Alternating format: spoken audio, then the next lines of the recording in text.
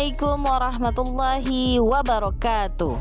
Hai sahabat Dedesrib yang dirahmati Allah. Hari ini kita sedang berada di salah satu situs sejarah yang berada di Indonesia, yaitu di Lobang Jepang, tepatnya di Jalan Panorama, Bukit Tinggi, Sumatera Barat. Indonesia terkenal sebagai negara yang memiliki keindahan alam yang memukau. Keindahan alam ini menjadikan Indonesia sebagai daya tarik para wisatawan untuk berkunjung. Salah satu objek wisata yang terkenal dengan nilai sejarahnya adalah Lobang Jepang yang terletak di Jalan Panorama, Bukit Cangang, Kayu Ramang, Bukit Tinggi, Sumatera Barat. Kota Bukit Tinggi merupakan kota yang memiliki serangkaian sejarah di 3 dekade ini, seperti pada masa Jepang, pada masa Belanda, dan masa kemerdekaan Indonesia. Pada masa kedudukan Jepang di Bukit Tinggi, tepatnya pada tanggal 17 Maret 1942, bala tentara Jepang telah menduduki Bukit Tinggi dan Padang tanpa mendapatkan perlawanan sedikit pun dari pihak Belanda. Hal ini bisa kita lihat dari salah satu sejarah terowongan bawah tanah yang demikian panjang yang disebut dengan Lobang Jepang. Lobang Jepang atau Lobang Japang, sebutan dalam bahasa Minangkabau, merupakan salah satu objek wisata yang ada di daerah Sumatera Barat, tepatnya di tengah Taman Panorama di bawah kota Bukit Tinggi. Lobang Jepang memiliki panjang lebih dari 1.400 meter yang berkelok-kelok dengan kedalaman diperkirakan 40 meter dari permukaan tanah. Meski menurut beberapa versi lain, terowongan ini memiliki panjang 8 km dan menjadi terowongan terpanjang di Asia Tenggara. Adapun tujuan awal pembangunan terowongan ini adalah untuk keperluan menyimpan perbekalan makanan militer Jepang.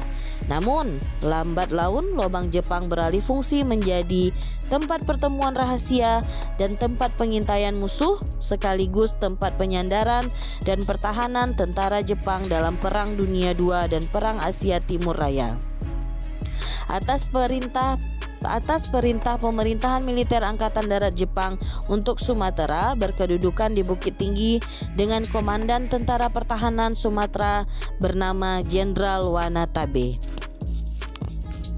Dari data yang dikumpulkan pada saat pelaksanaan peninjauan ke Lobang Jepang pada tanggal 5 Desember 2021, terowongan Jepang memiliki beberapa ruang.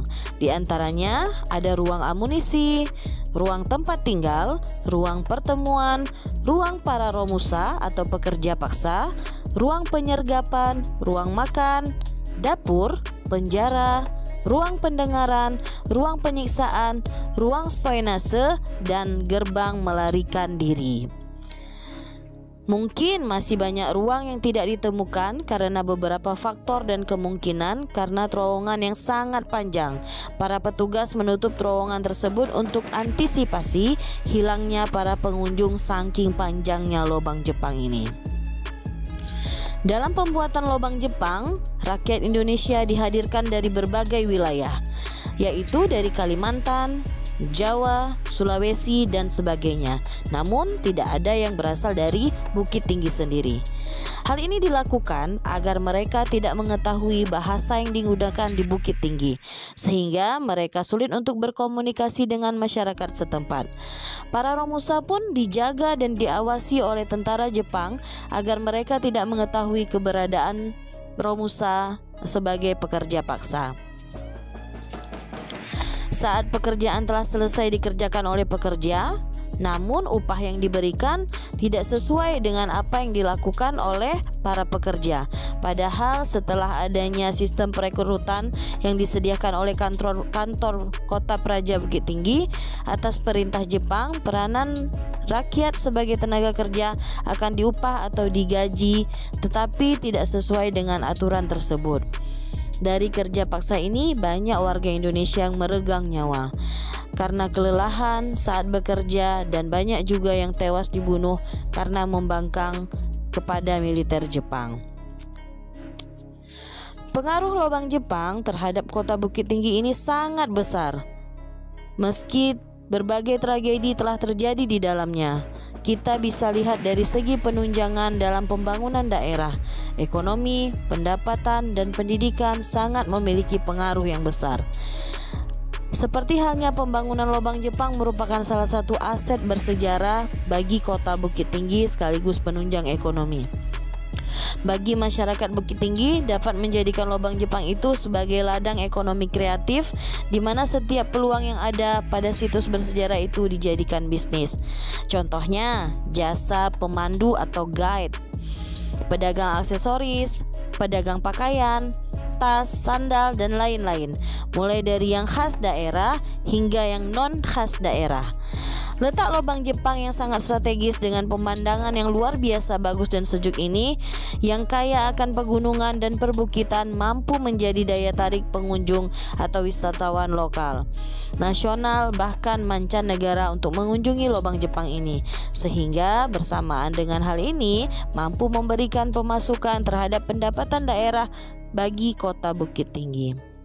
Sejarah membekali kita dengan kemampuan mental yang sangat berharga, yaitu kemampuan menilai. Lobang Jepang itu ada karena ada peristiwa yang telah terjadi pada masa lalu. Peristiwa Lobang Jepang ini memiliki pengaruh terhadap dunia pendidikan, di mana dari peristiwa itu pelajar dapat mengetahui bagaimana sejarah bangsanya dan bagaimana memahami bangsanya.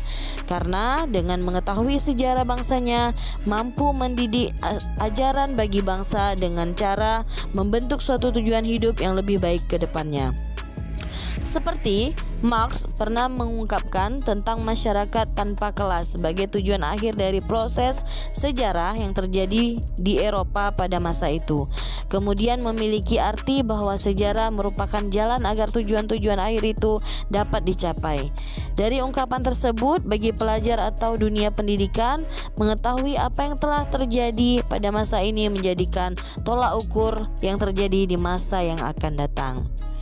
Baik sahabat Daily Strip yang dirahmati Allah, sekian saja pertemuan kita hari ini.